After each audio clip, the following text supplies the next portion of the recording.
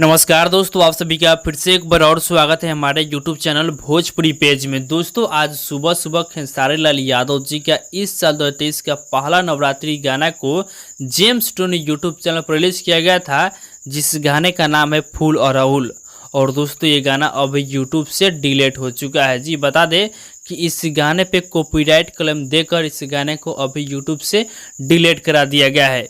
दोस्तों बता दें कि वर्णन म्यूजिक ग्रुप कोई कंपनी है, उन्हीं के द्वारा इस गाने पे कॉपीराइट क्लेम दिया गया है और कॉपीराइट क्लेम देकर इस गाने को अभी यूट्यूब से डिलीट करा दिया गया है।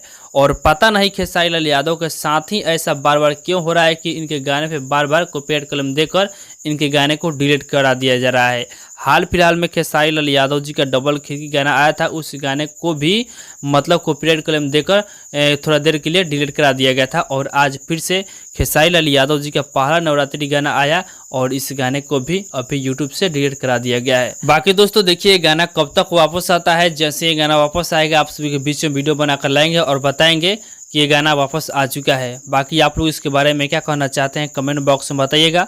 और इसी के साथ हम इस वीडियो को समाप्त करते हैं। आप लोग इस वीडियो को लाइक कीजिएगा, शेयर कीजिएगा और चैनल पर पहली बार आए हैं तो चैनल सब्सक्राइब कर लीजिएगा, क्योंकि इस चैनल पर भोजपुरी इंडस्ट्री का हर एक अपडेट सबसे पहले आपको मिलेगा। जय हिंद, जय भोजपुरी।